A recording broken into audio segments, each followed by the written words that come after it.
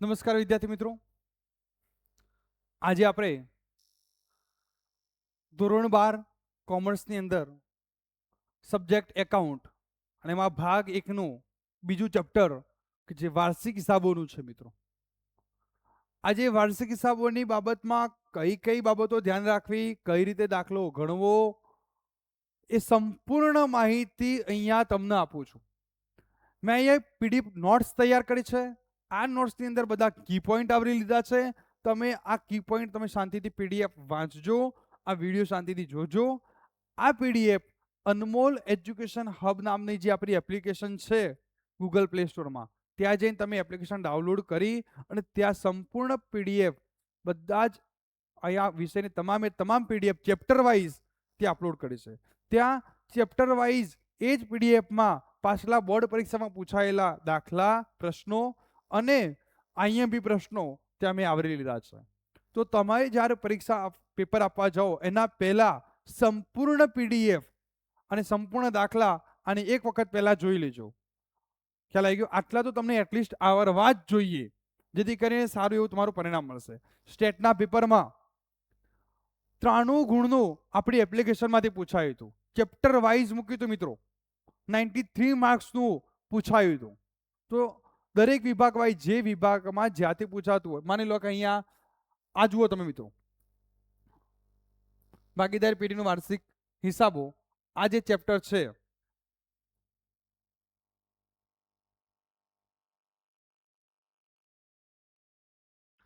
ભાગીદાર પેઢીના વાર્ષિક હિસાબો, કેટલા ગુણનું છે? 11 ગુણનું. તો આ 11 ગુણનું ક્યાંથી પૂછાશે મિત્રો? જોઈ લો, વિભાગ F47 47મા નંબરનો જે પ્રશ્ન હશે ને તમારો, એ વાર્ષિક હિસાબનો હશે વિભાગ F ની અંદર. તો વિભાગ F ની અંદર વાર્ષિક હિસાબના દાખલા કઈ રીતે? તો જુઓ, તૈયાર કરવાના ખાતાઓનો આદર્શ ક્રમ. અહીંયા ધ્યાન રાખજો, નાની નાની બાબતો પણ મેં આવરી લીધી છે. સૌથી પહેલા વાર્ષિક હિસાબો દાખલા ગણતી વખતે 5 પત્રકો તૈયાર કરવામાં આવે છે. વાર્ષિક હિસાબોના દાખલા ગણતી વખતે કેટલા પત્રકો તૈયાર કરવામાં આવે છે? 5. પહેલું વ્યાપાર ખાતું, ટ્રેડિંગ એકાઉન્ટ, કે જેમાં માલને લગતા વ્યવહારો અને ઉત્પાદનના ખર્ચા નોંધી કાચો નફો ખોટ શોધવા. કાચો નફો કે કાચી ખોટ, કોઈ તમને પૂછે કે વેપાર ખાતું શું દર્શાવે છે, તો કાચો નફો કે કાચી ખોટ. નફા નુકસાન ખાતું, P&L account, profit and loss account, જેમાં ઓફિસ વહીવટી ખર્ચા, વેચાણ વિતરણના ખર્ચા, નાણાકીય ખર્ચા નોંધી ચોખ્ખો નફો કે ચોખ્ખી ખોટ શોધવા. તમને કોઈ પૂછે કે નફા નુકસાન ખાતું શું દર્શાવે છે, P&L એકાઉન્ટ, તો નેટ પ્રોફિટ, નેટ લોસ, ચોખ્ખો નફો, ચોખ્ખી ખોટ. એમાં કઈ એન્ટ્રીઓ નોંધાય છે તો આપણને ખબર હોવી જોઈએ કે જેમાં ઓફિસ વહીવટી ખર્ચા, વેચાણ વિતરણના ખર્ચા, નાણાકીય ખર્ચા વગેરે ખર્ચા. માલને લગતા ખર્ચા ક્યાં નોંધાય? વેપાર ખાતામાં. ખરીદી, ખરીદ પરત, વેચાણ, વેચાણ પરત, એ વેપાર ખાતામાં આવશે. પછી મિત્રો નફા નુકસાન ફાળવણી ખાતું, આપણે અગાઉના ચેપ્ટરમાં જોઈ ગયા. P&L એપ્રોપ્રિએશન એકાઉન્ટ, ભાગીદારોના વ્યવહારો નોંધી વહેંચણી પાત્ર નફો ખોટ. કયો? તો વહેંચણી પાત્ર. મિત્રો આગળના ચેપ્ટરમાં વાત કરી કે નફા નુકસાન ફાળવણી ખાતું એ ભાગીદારો માટે તૈયાર કરવામાં આવે છે, જેમને ભાગીદારોની મૂડી પર વ્યાજ, ઉપાડ પર વ્યાજ, ચાલુ ખાતાની બાકી પર વ્યાજ, ભાગીદારનો પગાર, કમિશન, મહેનતાણું, એ ભાગીદારને લગતી વ્યવહારો નોંધવા માટે ફાળવણી ખાતું તૈયાર કરવામાં આવે છે, કે જેને નફા નુકસાન વહેંચણી ખાતું પણ કહેવાય. ત્યાં આપણે નફો વેચવાનો હોય છે એટલે વહેંચણી પાત્ર નફો. તો 3 નફા જોઈએ આપણે. કાચો નફો, કાચી ખોટ વેપાર ખાતામાંથી, ચોખ્ખો નફો, ચોખ્ખી ખોટ નફા નુકસાન ખાતામાંથી, અને વહેંચણી પાત્ર નફો કે ખોટ ફાળવણી ખાતામાંથી. 3 થયા. ચોથું, જે ભાગીદારોના મૂડી કે ચાલુ ખાતા તૈયાર કરવામાં આવે છે. મિત્રો મૂડી કે ચાલુ ખાતા, તો ચાલુ ખાતાની બાકી આપેલી હોય તો જ ચાલુ ખાતું બનાવવાનું, બાકી ચાલુ ખાતું બનાવવાનું નહીં. દાખલાની રકમમાં ચાલુ ખાતાની બાકી આપેલી હોય તો જ ચાલુ ખાતું બનાવવાનું. ચાલુ ખાતું કે જે ભાગીદારોની, અહીંયા ચાલુ ખાતામાં શું બતાવવામાં આવે છે પેલા એ જોઈ લો.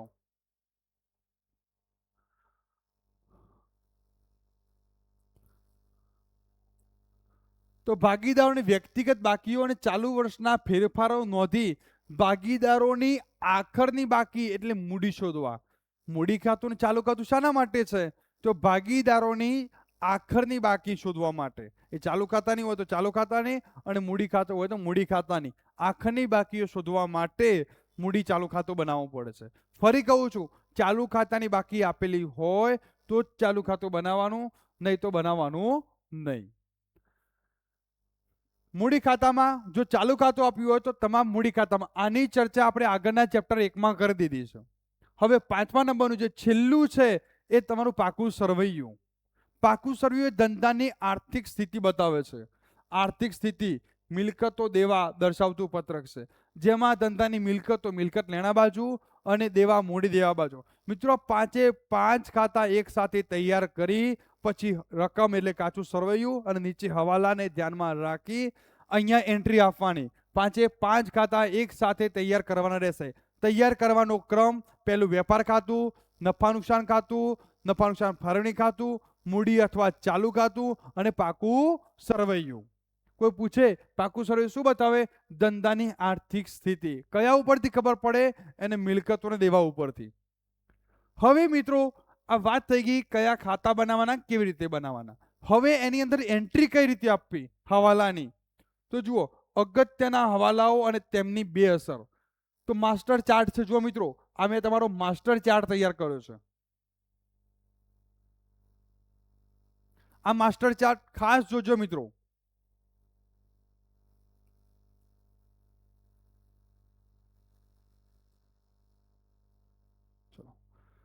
માસ્ટર ચાર્ટ ની અંદર શું કહેવા માંગે છે જુઓ. તો હવાલાની વિગત નોંધી છે અહીંયા. પ્રથમ અસર, બીજી અસર. ખાસ જોજો મિત્રો, ખાસ. પહેલો આકર સ્ટોક. જો આકર સ્ટોક હવાલામાં આપ્યો હોય તો બે અસર, અને જો કાચા સરવૈયામાં આપેલો હોય તો માત્ર એક જ અસર, મિલકત લેણા બાજુ. જો આકર સ્ટોક એક કાચા સરવૈયામાં આપેલો હોય તો એની એક જ અસર, મિલકત લેણા બાજુ. પણ જો હવાલામાં આપ્યો હોય તો બે અસર. ક્યાં થશે? વેપાર ખાતાની જમા બાજુ અને પાકા સરવૈયામાં મિલકત લેણા બાજુ. હવે આકર સ્ટોકમાં શું ધ્યાન રાખવું? આકર સ્ટોકની અંદર તમને હવાલો આપ્યો હોય અને તમને એમ કહ્યું હોય બજાર કિંમત 10% ઓછી વધુ, આવું કહ્યું હોય તો જો તમને ટકાવારી ઓછી આપી હોય તો તમારે એ ઓછી ટકાવારી કરવી, અને જો ટકા વધુ કયા હોય તો એ વધુની તમારે અસર આપવાની નહીં. તમારે જે આકર સ્ટોક આપ્યો છે એ આકર સ્ટોક વેપાર ખાતાની જમા બાજુ, મિલકત લેણા બાજુ લખી દેવાનું. ક્યારે? જો ટકાવારી વધુ કઈ હોય તો વધુ ટકા કરવાના નહીં, ઓછી ટકાવારી કઈ હોય તો ઓછા કરવાના. કેમ? તે બજાર કિંમત અને ચોપડે કિંમત બંનેમાંથી જે ઓછા હોય એ જ આપણે આકર સ્ટોક બતાવીએ છીએ. એટલે તમને એમ કે આકર સ્ટોક 1 લાખ છે, જેની બજાર કિંમત 10% ઓછી છે, તો 1 લાખના 10% તમને કહેવામાં આવે કે 1 લાખ એના 10% એટલે કેટલા થશે? 10,000. 10% કર્યા કેટલા આવ્યા? 10,000. તો એ 10,000 બાદ કરી 90,000 આકર સ્ટોક તમારે લખવાનો રહેશે વેપાર ખાતાની જમા બાજુ, મિલકત લેણા બાજુ. પણ જો વધુ કયું હોય તો વધુને ધ્યાનમાં લેવાનો નહીં, 1 લાખ બતાવી દેવાનો. આ એક એક્ઝામ્પલ આપ્યું તમને. બીજો હવાલો જુઓ, ચૂકવવાનો બાકી ખર્ચ. મિત્રો કોઈ પણ પ્રકારનો એક આવો હવાલો હશે કે ચૂકવવાનો બાકી ખર્ચો કહેવાનો હોય તો એ ચૂકવવાના બાકી ખર્ચની અસર કઈ રીતે આપી? તો જુઓ, જે તે ખર્ચમાં ઉમેરો, અને ચૂકવવાનું બાકી આપણું દેવું કહેવાય એટલે પાકા સરવૈયામાં મૂડી દેવા બાજુ. જે તે ખર્ચમાં ઉમેરો. હવે એ ખર્ચો જો તમારા વેપાર ખાતાને લગતો હોય, દાખલા તરીકે મજૂરી વેપાર ખાતામાં આવે તો મજૂરીમાં ઉમેરો. જો એ ખર્ચો તમારો પગારનો હોય તો પગાર ક્યાં આવે? નફા નુકસાન ખાતામાં આવે તો એ નફા નુકસાન ખાતામાં ઉમેરો. એટલે જ્યાં ખર્ચો લખાતો હોય એ, તો અહીંયા મેં લખ્યું છે P&L. જો નફા નુકસાન ખાતામાં લખતો હોય તો નફા નુકસાન ખાતામાં, અને વેપાર ખર્ચને લગતો હોય તો વેપાર ખાતામાં. કઈ બાજુ? ખર્ચા ઉધાર બાજુ આવે. ખાસ તો વેપાર ખાતા કે નફા નુકસાન ખાતાને લગતો કોઈ ખર્ચ હોય અને એમાં તમને હવાલો કયો હોય કે ચૂકવવાનો બાકી છે, બાઉ. ચૂકવવાનું બાકી હોય કે મરવાનું બાકી હોય, બાઉ, બાકી ઉમેરો. ખ્યાલ આવ્યો મિત્રો? તો કોઈ પણ પ્રકારનો જે ખર્ચો હોય તો બાકી ઉમેરો, અને એની બીજી અસર મૂડી દેવા બાજુ. હવે અગાઉથી, બા, અગાઉથી ચૂકવેલ ખર્ચ હોય, અગાઉથી હોય તો બા, તો એ પણ જે તે ખર્ચમાંથી બાદ કરો. ખર્ચા હંમેશા કઈ બાજુ આવે? ઉધાર બાજુ. પછી વેપાર ખાતાને લગતા હોય તો વેપાર ખાતાની ઉધાર બાજુ, નફા નુકસાન ખાતાને લગતા હોય તો નફા નુકસાન ખાતાની ઉધાર બાજુ. તમને એમ કે વીજળી ખર્ચ અગાઉથી ચૂકવ્યું છે તો જેટલું અગાઉથી ચૂકવ્યું હોય એટલું બાદ થાય અને એટલું નફા નુકસાન વેપાર ખાતા અગાઉથી ચૂકવ્યું આપણું લેણું કહેવાય એટલે મિલકત લેણા બાજુ. અગાઉથી ચૂકવેલ આપણું લેણું કહેવાય એટલે મિલકત લેણા બાજુ. ખ્યાલ આવી ગયો? તમને એમ કે ટેસ્ટરીના રૂપિયા 500 અગાઉથી ચૂકવેલા છે તો ટેસ્ટરીમાંથી 500 બાદ થશે અને એ 500 મિલકત લેણા બાજુ આવશે, અગાઉથી ચૂકવેલ ટેસ્ટરી ખર્ચ. ખ્યાલ આવી ગયો મિત્રો? મરવાની બાકી આવક. કોઈ પણ પ્રકારની આવક મરવાની બાકી હોય, આવક જમા બાજુ આવે. જુઓ કઈ બાજુ આવે? જમા બાજુ.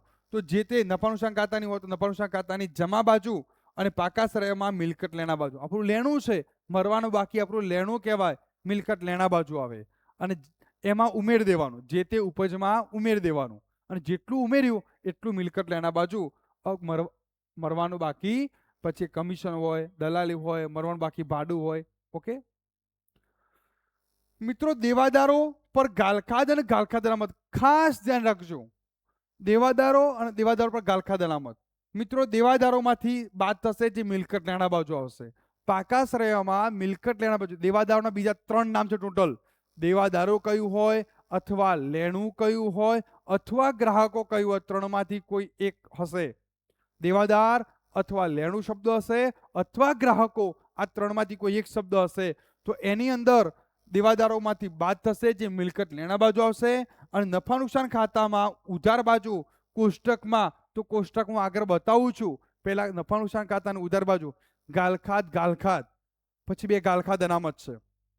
તો પહેલી ગાલખાદ છે એ ગાલખાદ કાચા સરવૈયાની વત્તા ગાલખાદ હવાલાની વત્તા ગાલખાદ અનામત હવાલાનું માઇનસ ગાલખાદ અનામત કાચા સરવૈયાનું.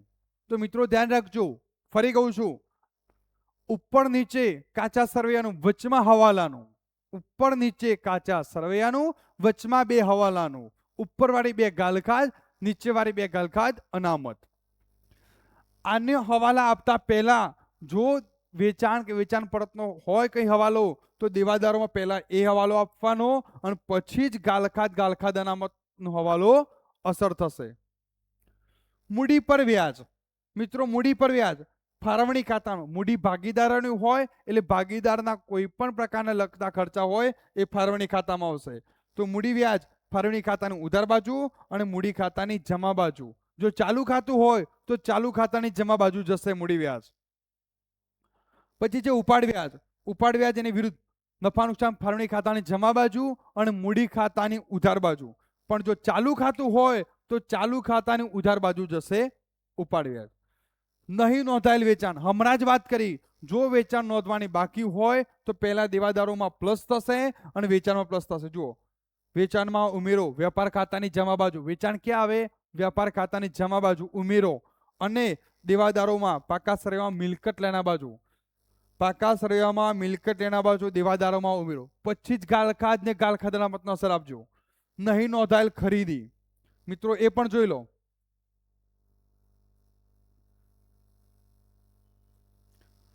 નહીં નોંધેલ ખરીદી તો ખરીદીમાં ઉમેરો વેપાર ખાતાની ઉધાર બાજુ ખરીદી આવે. ખરીદીમાં ઉમેરો અને લેણદારોમાં ઉમેરો. ખરીદીમાં પણ ઉમેરાશે અને લેણદારોમાં પણ ઉમેરાશે. પાકા સરવૈયાના મૂડી દેવા બાજુ લેણદારો. લેણદારોના 3 નામ: લેણદારો, દેવું અને વેપારીઓ. લેણદારો, દેવું અને વેપારીઓ, આ 3માંથી કોઈ પણ એક શબ્દ હશે અને એની જમા બાકી હોય જે મૂડી દેવા બાજુ આવે. જમા બાકી મૂડી દેવા બાજુ. ગુપ્ત હવાલા ખાસ ધ્યાન આપવું. ગુપ્ત હવાલા કૌંસમાં હોય, કાચા સરવૈયામાં કૌંસમાં લખેલા હોય. તો કાચા સરવૈયામાં આપેલી વિગતોની પણ 2 અસર આપવી. ગુપ્ત હવાલા હોય તો એની પણ 2 અસર આપવાની. ઘણા મિત્રો પૂછે, સાહેબ ગુપ્ત હવાલા ક્યાં હોય? તો એક એક્ઝામ્પલ આપું. તમને એમ કહેવામાં આવે કાચા સરવૈયામાં પટેલ આખી મિલકત આપેલી છે અને કહ્યું છે 5 વર્ષની, એ ગુપ્ત હવાલો છે. તમને ભાગીદારની કોઈ લોન આપેલી હોય, કશું જ કહ્યું ના હોય, તો ભાગીદારને વાર્ષિક કેટલા ટકા વ્યાજ ગણું? 6%. આ ધ્યાન રાખવાનું, ગુપ્ત હવાલો છે. તો ભાગીદારની લોન હોય, કોઈ મકાન પટેલ આખી મકાનનો કોઈ અસર હોય, બેંક લોન કે કોઈ ટકાવાળી વાળી આપી હોય, તમને એમ કહે 8%ની બેંક લોન, બસ આટલું જ કહ્યું છે. તો પછી આપણે ગોતવું પડે કે કાચા સરવૈયામાં લોન વ્યાજ આપ્યું છે કે નથી આપ્યું. આપ્યું તો કેટલું આપ્યું છે, ખૂટતું એડ કરવું પડશે તારીખ પ્રમાણે. તારીખ ના આપ્યું હોય તો આખા વર્ષનું ગણવાનું. તો આ બધા ગુપ્ત હવાલા છે. આગળ જોઈએ મિત્રો, તો હવાલા ખાસ. અને આ જે હવાલા કયા, એ જ હવાલા જો પરીક્ષામાં ના આવે તો મને કહેજો તમે કે સર ના આવ્યા. હવે બીજા લોન ઉપર વ્યાજ. જો ભાગીદારની લોન ઉપર વ્યાજની ટકાવારી ન આપી હોય તો 6%. હમણાં જ કહ્યું અને પહેલા ચેપ્ટરમાં પણ આનો ઉલ્લેખ કર્યો હતો. લોન ક્યાં આવે, મૂડી દેવા બાજુ દેવું છે, અને લોન વ્યાજ ક્યાં આવે, નફા નુકસાન ખાતાની ઉધાર બાજુ. જો આપ્યું હોય અંદર લોન વ્યાજ તો ખૂટતું પણ ત્યાં બે અસર આપવી પડશે. તારીખ વાળા વ્યવહારો, કોઈ મિલકત કે રોકાણની બાજુમાં તારીખ આપી હોય તો તેના પર સમય મુજબ વ્યાજ કે ઘસારો ગણવો પડશે. હમણાં જ તમને કહ્યું. ભાડાપટ્ટાની મિલકત જેટલા વર્ષ માટે રાખી હોય તેના તેટલા વર્ષ વડે ભાગી અને માંડી વાળવાના. એટલા મિલકત લેના બાજુ ભાડાપટ્ટાની મકાન મિલકત લેના બાજુ આવશે, એમાંથી માઇનસ થશે. અને એ મિલકત ક્યાં આવશે બીજે, માંડી વાળેલ. ભાડાપટ્ટાનું મિલકત ક્યાં આવશે, માંડી વાળેલ. તો માંડી વાળી એટલે નફા નુકસાન ખાતાની ઉધાર બાજુ, એની બીજી અસર ત્યાં થશે. કોઈ પણ વસ્તુ માંડી વાળીએ તો એની બીજી અસર નફા નુકસાન ખાતાની ઉધાર બાજુ. જુઓ, પ્રો સ્ટેપ છે. દાખલો ગણવાની સ્માર્ટ રીત આપું છું, આ મુજબ તમે ગણજો મિત્રો. સ્ટેપ 1 છે, પહેલા બધા જ ખાતાના ફોર્મેટ તૈયાર કરી દો. પહેલા કાચા સર્વેની વિગતો એકવાર અસર આપી ગોઠવી દો કે જેના ઉપર કોઈ જ હવાલો નથી, એ હવાલો નથી એ અસર તમે આપી દો. ખાસ ધ્યાન રાખજો, ઉધાર બાકી ઉધાર બાજુ આવશે, જમા બાકી જમા બાજુ આવશે. એમાં પાકા સરવૈયામાં સાઈડ ચેન્જ છે, મૂડી દેવા બાજુ ત્યાં જમા બાકી આવે અને મિલકત લેણા બાજુ ઉધાર બાકી આવે. આમાં ખાસ ધ્યાન રાખજો. હવાલાઓ વાંચી તેની બે અસર આપો. હંમેશા પેન્સિલથી કાચા સરવૈયામાં હવાલાનો નંબર લખજો. તમે હવાલાના જે પોઈન્ટ આપો ને એ કાચા સરવૈયામાં નંબર લખવાનો. કેમ, તો જેથી કરીને તરત નજર ત્યાં પડે. 5મો હવાલો બરાબર મૂડીનો છે તો મૂડીના બાજુમાં 5 કરી દેવાના, એટલે તરત તમે જ્યારે મૂડી જુઓ ત્યારે 5 નંબર પર નજર પડે. 5 નંબર શું કહે છે, મૂડી પર 10% વ્યાજ ગણો, તરત વ્યાજ ગણો. તો નંબર આપવાના પેન્સિલથી. ખાતાઓ બંધ કરવાનો ક્રમ આગળ પહેલા જ વાત કરી દીધી. પહેલા વેપાર ખાતું, નફા નુકસાન ખાતું, ફાળવણી ખાતું, મૂડી ચાલુ ખાતા અને પાકું સરવૈયું. બંને બાજુ સરવાળો સરખો થશે. પાકા સરવૈયાની બાકી નહીં આવે, પાકા સરવૈયાનો સરવાળો બંને બાજુ સરખો થાય, આ ધ્યાન રાખજો. અને ક્રમ પણ એ રીતે તૈયાર કરવાના, ખાતા પણ. પરીક્ષા માટે ગોલ્ડન એડવાઇસ, પહેલા ટિપ્સ આપી, આ એડવાઇસ પણ જોઈ લો. આ પણ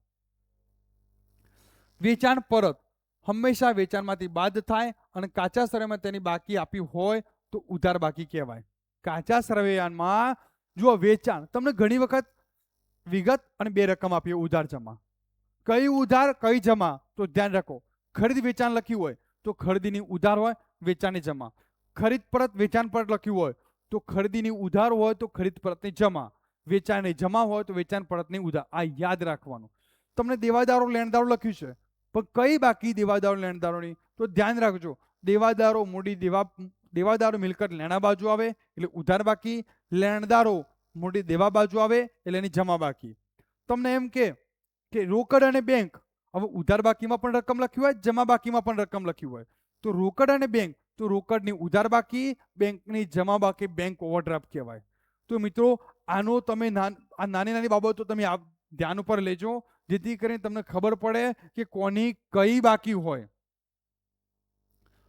ખરીદ પરત હંમેશા ખરીદીમાંથી બાદ થશે અને કાચા સરવૈયામાં જમા બાકી હોય. ગાલખાતનું કોષ્ટક આગળ જ મેં વાત કરી કે પહેલા કઈ આવશે, ગાલખાત કાચા સરવૈયાની, ગાલખાત હવાલાની, ગાલખાત અનામત હવાલાનું, બાદ ગાલખાત અનામત કાચા સરવૈયાનું. જુઓ મિત્રો, મેં પહેલા કહ્યું હતું, પહેલા બે કાચા સરવૈયાની, સોરી પહેલા અને છેલ્લી કાચા સરવૈયાની, વચ્ચેની બે હવાલાની, વચ્ચેની બે કઈ છે, હવાલાની. પછી શું કહ્યું હતું, આ બાદ થશે, બાકી બધું શું થશે, પ્લસ. જોઈ લો, આગળ ચર્ચા કરી લીધી આની. દેવાદારો પર હવાલા. તો અહીંયા ધ્યાન આપો. દેવાદારો પરના હવાલાઓ સોલ્વ કરતી વખતે ક્રમ પહેલા નહીં નોંધેલ ઉધાર વેચાણ કે વેચાણ પરતની અસર આપો, પછી ગાલખાદ અનામત અને પછી વટાવ અનામત આવશે. મેનેજરનું કમિશન આ ખર્ચ છે મિત્રો, તેથી એક અસર નફા નુકસાન ખાતાની ઉધાર બાજુ અને બીજી અસર પાકા સરવાળામાં મૂડી દેવા બાજુ ચૂકવણ બાકી મેનેજરનું કમિશન હોય તો. સરવાળો વાર્ષિક હિસાબોમાં દાખલામાં જો પાકા સરવાળો ન મળે તો ગભરાયા વગર પહેલા હવાલાની અસર બે અસરો ચેક કરો. પણ એક મર્યાદા છે સમયની.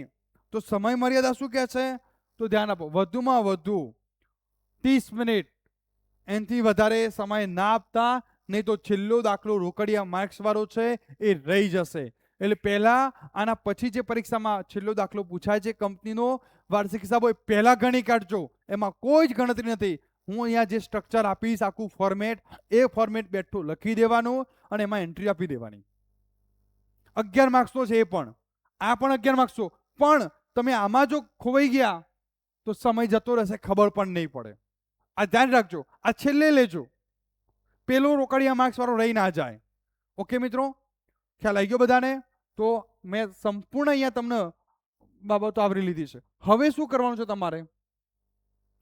હવે જુઓ, મેં બોર્ડ પરીક્ષામાં પૂછાયેલા અને આઈએમપી પ્રશ્નો, તો આ આઈએમપી પ્રશ્નો જોવાનું ભૂલતા નહીં મિત્રો.